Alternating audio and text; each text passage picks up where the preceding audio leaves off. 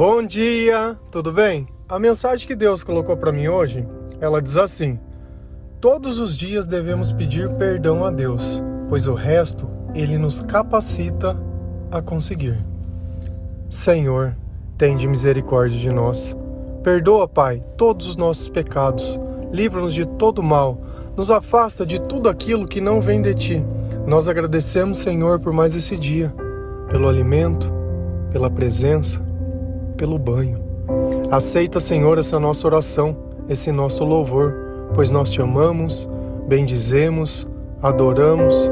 Somente Tu é o nosso Deus e em Ti confiamos.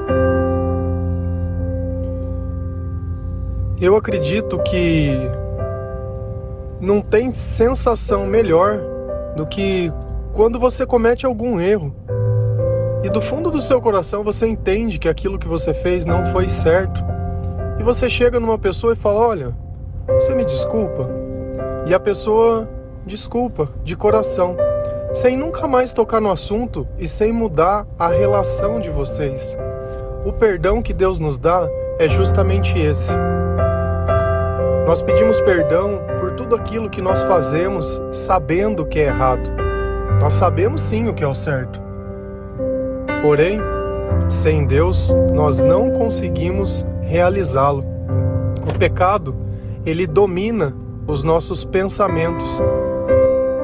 Quando a gente menos espera, já fez. Por isso, é tão difícil largar um vício. É tão difícil mudar um hábito. Porque enquanto eu não considero errado aquilo permanece na minha vida. Mas a partir do momento que eu falo: olha, eu quero parar, isso está me fazendo mal, não para. E infelizmente as coisas não são assim. Porém, existe uma diferença entre a gente largar um vício e a forma que Deus nos perdoa. Porque o vício sou eu comigo mesmo lutando contra algo que eu acho ruim. Mas através do perdão, é Deus junto comigo combatendo algo. Existe uma diferença. Quando Deus está conosco, nós não nos sentimos mais sozinhos. Se a gente ir lá no Salmos 25, do versículo 16 a 18, eu gostaria que vocês prestassem muita atenção nos sentimentos que o salmista ele está relatando, dizendo em como ele está se sentindo e a forma que ele vai se libertar desses sentimentos. Isso é muito importante, porque nós acreditamos que os nossos sentimentos são nossos. Não são. Nós sentimos a presença ou a ausência de Deus. Na ausência de Deus, são seres malignos que estão perto de nós. Na presença de Deus, é o próprio Espírito Santo que está conosco. Ficou bem claro isso? Então vamos ler o Salmo. Volta-te para mim e tem misericórdia de mim, pois estou só e aflito. As angústias do meu coração se multiplicaram. Liberta-me da minha aflição.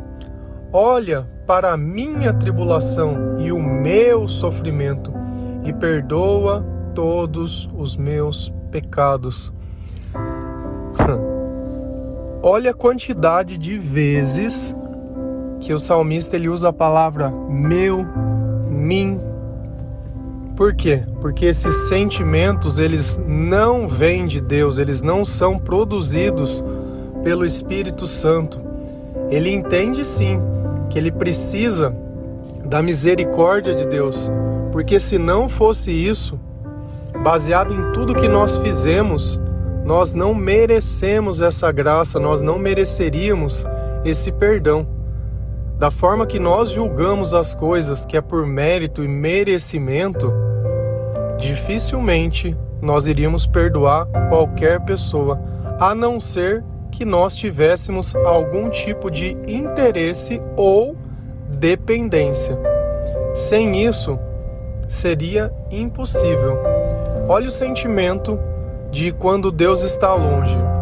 Eu estou só e aflito. Nós conversamos sobre a solidão, que não é preciso, para se sentir sozinho, realmente apenas não ter pessoas. Quantas vezes nós não estamos no meio de algum lugar que está lotado de pessoas e nós continuamos nos sentindo sozinhos? Ou estamos numa relação, ou estamos em algum lugar e continuamos nos sentindo sozinhos.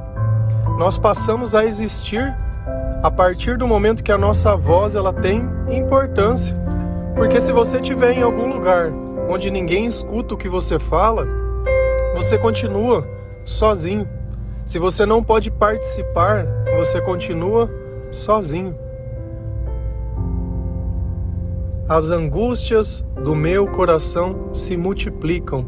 Na ausência de Deus, nós começamos a questionar tudo. Questionar e tentar reviver o passado baseado numa interpretação que nós fizemos, achando que se as coisas tivessem feito da forma X, Y, Z, tudo seria diferente. Como se a vontade de Deus ela pudesse ser mudada baseada em algum ato que nós tivéssemos. Eu fico imaginando, será que quando eles olharam Jesus crucificado antes da ressurreição, eles ficaram se questionando? Poxa vida, nós não deveríamos ter ido no jardim. Poxa vida, nós deveríamos ter fugido. Poxa vida. Da mesma forma Pedro, nossa, quando perguntaram, eu não devia ter negado Jesus. Judas, nossa, eu não devia ter feito isso. E Judas, ele teve esse sentimento, tanto que ele não ficou com as moedas que ele vendeu Jesus. Mas já aconteceu. Se tivesse feito diferente, outra coisa teria se modificado para que no fim acontecesse exatamente a mesma coisa. E eu vou dar um exemplo que eu tenho plena convicção e certeza que vocês já viveram. Quantas vezes você já viveu a mesma coisa com pessoas diferentes? A pessoa foi lá e cometeu exatamente o mesmo erro ou falou a mesma coisa. Não importa, não importa. É que talvez aquele instante foi um momento que você caiu na real, caiu em si, parou para pensar no que estava acontecendo. Antes não. E se não fosse aquele momento, se não fosse aquela cruz, se não fosse o cumprimento de todas as profecias, nada daquilo teria sentido. Quantas pessoas não foram crucificadas naquela época? E o que significou a morte dessas pessoas? Nada. Mas aquilo era um sacrifício. Aquilo era Deus dando maior prova de amor. E por que ele foi sacrificado? Você já se perguntou? Para que nós pudéssemos ser perdoados, para que Deus pudesse se reconciliar conosco. No passado, eles ofereciam animais para isso. Eles sacrificavam animais, e os melhores animais. Os melhores. Como, olha, Senhor, eu estou deixando de comer esse animal, estou entregando o melhor dele para você. Eu sei que às vezes a gente fica lá pensando, animal, concordo, mas é o significado. Pensa na escassez. Pensa que naquela época não tinha um supermercado para ele ir lá. Vou na vendinha do Pedro comprar alguma coisa. Não, eles tinham que pescar, eles tinham que cuidar das ovelhas. Eles tinham que fazer as coisas para que eles pudessem ter o que comer. Então você pega um animal que ele ficou lá 1, 2 anos cuidando daquele animal e ele não vai tirar nada dele, ele vai pegar 100% daquele trabalho e entregar para Deus.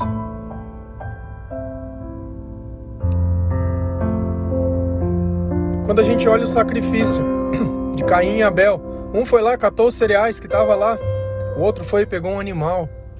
Essa é a diferença dos dois sacrifícios. Um pegou o que estava lá, o outro pegou algo que ele cuidou, algo que dependia dele para sobreviver. É diferente você oferecer para Deus aquilo que sobra, aquilo que está lá, do que você oferecer para Deus aquilo que você teve um cuidado, aquilo que você se dedicou para fazer, aquilo que você fez sem interesse. É totalmente diferente. E ele tem plena convicção e certeza que a tribulação e o sofrimento dele é pelos pecados, é pela forma que ele agiu, é pelas coisas que ele fez sabendo que era errado e se arrependeu. E ele pede para a única pessoa que pode perdoar pecado, é o Senhor. Olha, perdoa o meu pecado. Quando Jesus perdoava pecados, e a gente olha isso naquela passagem do paralítico, E as pessoas ficam escandalizadas. Quem é esse que perdoa pecados? Porque o paralítico, ele queria andar. E Jesus foi lá e deu perdão. Porque o que é mais fácil eu falar para uma pessoa que é paralítica? Olha, teus pecados estão perdoados ou toma tua cama e anda? Claro que é muito mais fácil eu falar os teus pecados estão perdoados. Por quê? Porque não vai ter nenhuma prova, não vai ter nenhuma contestação. É uma palavra, um desejo, alguma coisa. E Jesus fez as duas coisas com a autoridade que ele tem. Primeiro ele perdoou aquele homem. Depois ele levantou aquele homem. E é sempre assim que nós temos que ter na nossa vida. Primeiro o perdão, depois nós levantamos. Primeiro a gente se reconcilia com Deus, depois é o resto. Sem isso, vai continuar a angústia, vai continuar a aflição, a tribulação, o sentimento sozinho, o sofrimento.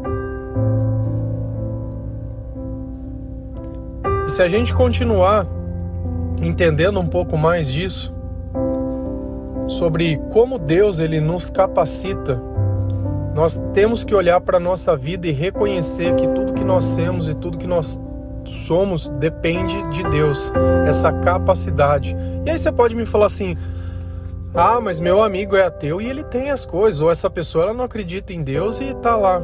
Deus ele olha para todos. Até quando eu não acreditava em Deus, Deus já estava na minha vida. A diferença é que eu não consigo reconhecer. Se Deus não me desse a oportunidade de no futuro ele olhar e falar, olha, tá vendo? Mesmo quando você não merecia, eu estava lá. E não existe maior dor que quando nós descobrimos que quando nós somos ingratos, alguém sempre esteve lá. Mesmo quando nós não merecíamos, ele sempre esteve lá. Sempre esteve lá. Sempre. Se a gente ir lá em Deuteronômio 8, versículo 17 e 18, a palavra do Senhor diz assim: não digam, pois, em seu coração, a minha capacidade e a força das minhas mãos ajuntaram para mim toda esta riqueza. Mas lembra-se do Senhor, o seu Deus, pois é Ele que dá a vocês a capacidade de produzir riquezas, confirmando a aliança que jurou aos seus antepassados, conforme hoje se vê. Novamente, de novo, nós temos as palavras mágicas: a minha capacidade, a minha mão, a minha riqueza, a minha família, a minha casa, o mim, o eu. Sempre que você usar o eu para justificar a sua capacidade, as coisas que você tem, o lugar que você está, as minhas coisas, tem algum problema com você espiritual. Enquanto Jesus está em nós, eu não falo que Jesus está em mim, porque Jesus está em nós, amar ao próximo, o Pai nosso, pão nosso. Começa a pensar nisso. A casa que você tem é a sua casa ou é a casa de Deus? Você prefere morar na sua casa ou na casa de Deus? Na sua vida ou na vida de Deus? Porque se você morrer com mim e não com Jesus, se você não morrer com nós, você vai morrer e acabar, vai ficar aqui, vai virar alimento de verme.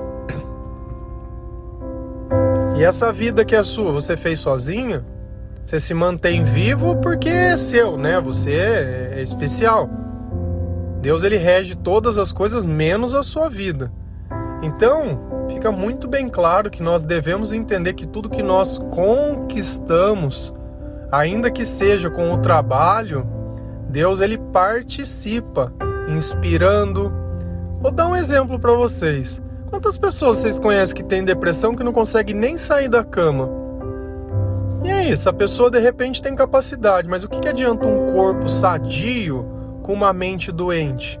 O que adianta eu ter todas as condições e não ter a vontade? E quantas vezes isso não acontece na nossa vida? Que nós ficamos deixando sempre para depois. Você olha ali, de repente você quer praticar uma atividade física. Vou começar na segunda. Cara, essa segunda tá longe, hein? Eu só não sei de que ano, nem de que mês, mas tá distante, hein? Sabe quantas vezes você colocou uma meta na sua vida e cumpriu ela diariamente? Quer pôr uma primeira meta na tua vida que eu garanto que depois dessa você atinge todas? Leia a palavra de Deus todos os dias. Todos os dias. E sem ficar rifando. Ah, vamos ver o que Deus quer. Dá aquela chacoalhada, abre uma página. Começa o Novo Testamento e vai embora. Lê a história inteira. Lê aquelas pessoas. Lê tudo o que elas têm para te dizer. Vê aquele testemunho que está sendo dado. E depois o testemunho vai começar a ser você. Então quando eu falo mim, eu, minha, eu estou esquecendo que tem um Deus que me sustenta. Um Deus que me capacita a conseguir as coisas. Sem Ele, nós não somos nada. Então primeiro é o exemplo do paralítico. Eu me reconcilio com Deus para depois Deus me levantar. Primeiro, o perdão. Olha a nossa oração de todo dia. A única coisa que eu peço é perdão, peço misericórdia, agradeço por coisas simples, que tem gente que deve achar até esquisito. Meu, o cara agradece a roupa, o cara agradece o banho, a palavra de Deus. Não, eu quero agradecer coisas maiores. Olha, Senhor, a minha família, Senhor, abençoa a minha família. Eu jamais faria isso. Jamais faria isso. Quando eu perder a capacidade de reconhecer o que é simples, eu jamais vou reconhecer aquilo que é grande. Eu não posso me acostumar a achar que um pãozinho de cada dia não é um milagre que me acontece. Eu não posso achar que quando eu tenho a condição de tomar um copo da água não é um milagre que me acontece. Que eu posso comer alguma coisa. Olha aquele povo naquele deserto. Eles reclamavam para Deus que eles queriam água. E a água está em abundância na nossa vida, mas como está em abundância, eu só reclamo daquilo que falta. Se não falta, tá tudo bem. Eu tenho coisa de errado. Aquilo que tem valor continua tendo valor, independente se está abundante ou não. Eu tenho que valorizar as coisas. Eu tenho que valorizar aqueles que lutam por mim. Cara, eu tenho que conseguir olhar valor em alguma coisa e não apenas criticar. Apenas criticar, ficar de braços cruzados reclamando. Aquele era o agir, ao invés do povo se ajoelhar, ao invés do povo orar. Ao invés de ajudar, não, é reclamar. Ah, por que isso? Ah, por que daquilo? Ah, por que isso? Não adianta. 2 Coríntios 3, versículo 5. Não que possamos reivindicar qualquer coisa com base em nossos próprios méritos, mas a nossa capacidade vem de Deus. Quando você começar a viver uma vida plural, não é mais a minha família, não é mais o meu isso, o meu aquilo, o meu nada. Aí sim, aí você vai ver a capacidade que Deus vai te dar. Nós temos que extinguir. E na palavra fala, já não sou mais eu quem vive, mas Cristo vive em mim. Esse eu, ele precisa deixar partir. O eu é o que viveu aquele passado. O eu é aquele que cometia aqueles erros. Ele não existe mais. As coisas velhas passaram, eis que somos novas criaturas. Na presença de Deus já não é mais o eu, é nós. E eu espero que você consiga entender realmente isso. Porque quando você se capacitar dessa forma, você vai começar a ver que a sua vida ela vai mudar da água para o vinho. Vai existir uma transformação genuína do Senhor.